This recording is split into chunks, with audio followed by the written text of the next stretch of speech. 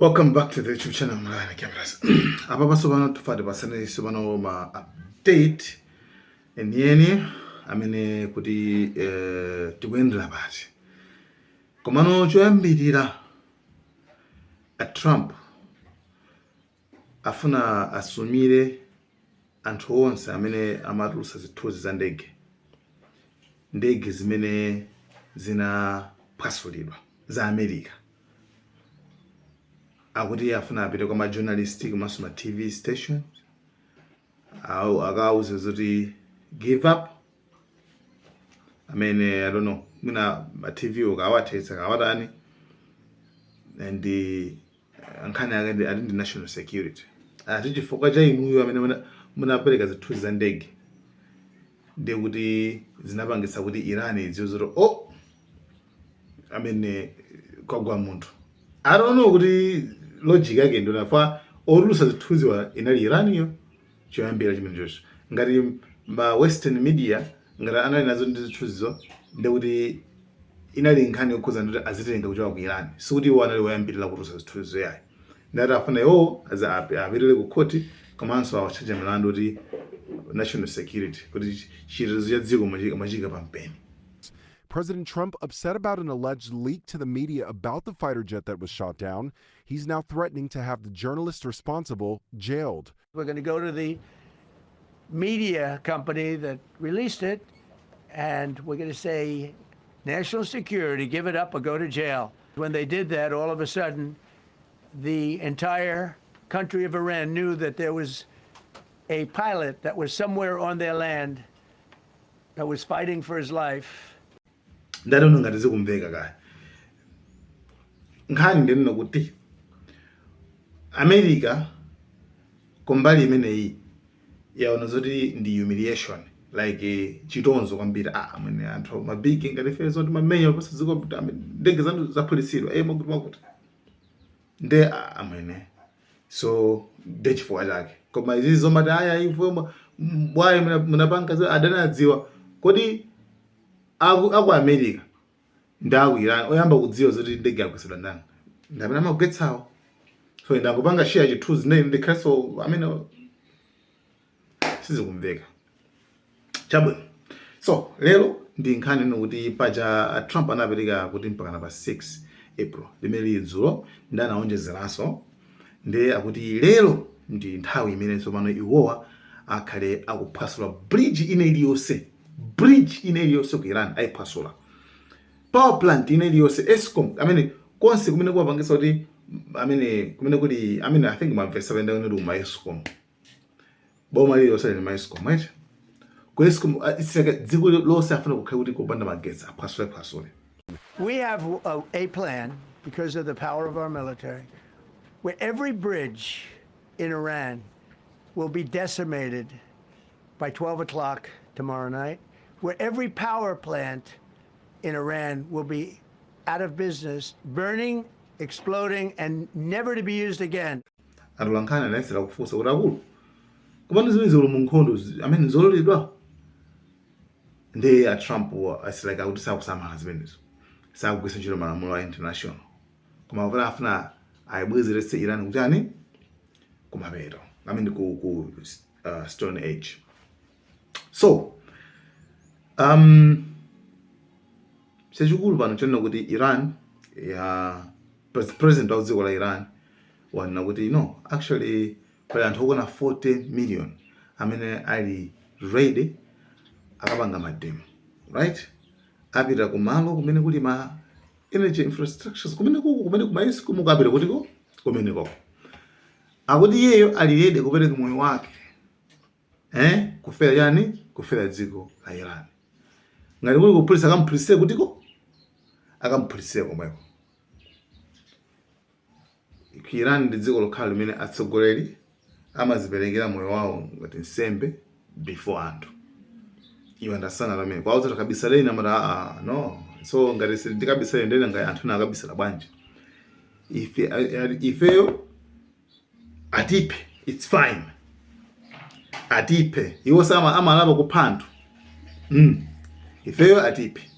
Ndeti pira mene kuchako tikapanga mademo, tikapanga ngati kuima kuseko chawo. Akamabwera mwaza police azatipeza kuti azatiphere komweyo. Ndizimene kuti zichitika lero.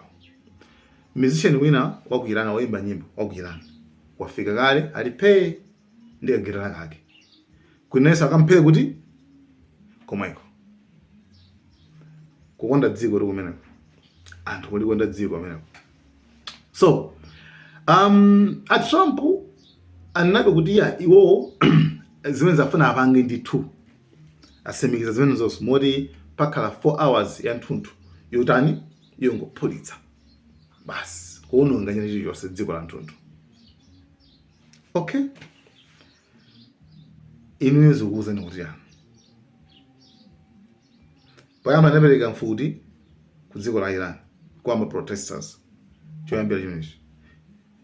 Kachiwiri, zonsezi zikuchitika pa nthawi imene Trump akunena kuti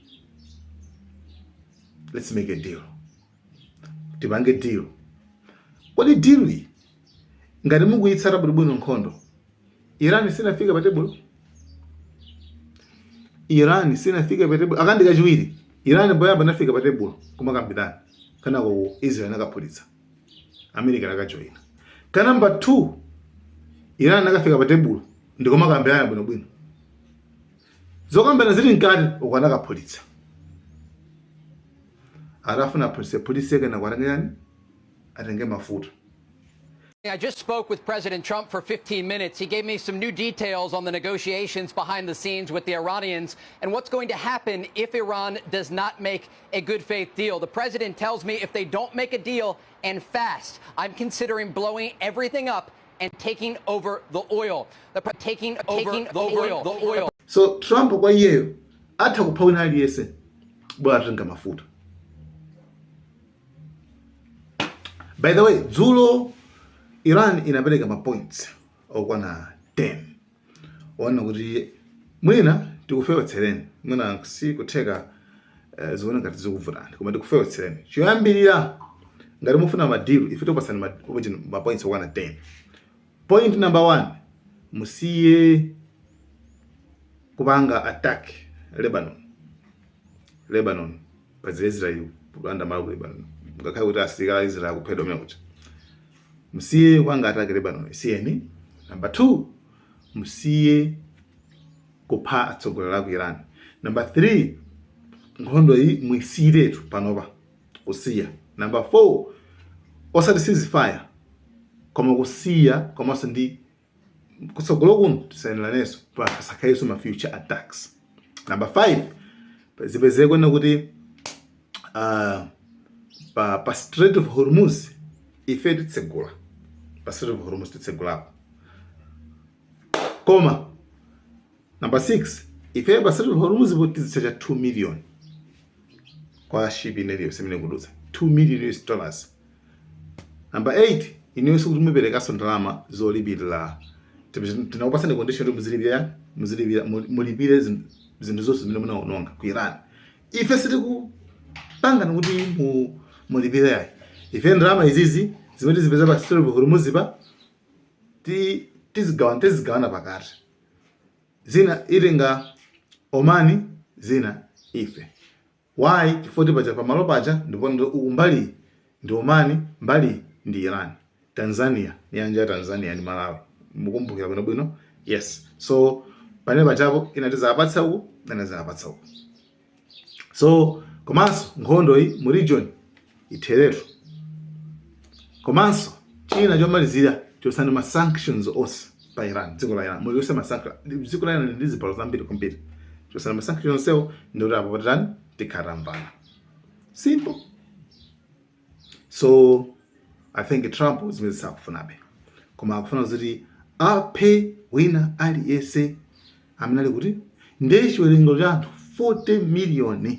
Kuiraniko chikhala chili mujani around. Kuti ngati kupha muliphe tosefe. Ife tili mulimo tili mmene momo. So nkhani yake arafa atenge mafuta. tewani zama ujeni zama nyukili kanje tazilani zimenezo. I mean zopanda mutu chifukwa even CIA ya ku America inachitovomera inachizopereka no Iran sikufuna panga ujeni nyukili komanso panabe so threat ineyosi koma it's ndenkhani yake nditi ndimeneyo mafuta namene avuta. So tiona mmene zingathere komano ife tikupatsa ndithu ma update onse amene angayendere kuti zayenda bwanji. So guys, stay tuned. Malawian Cameras.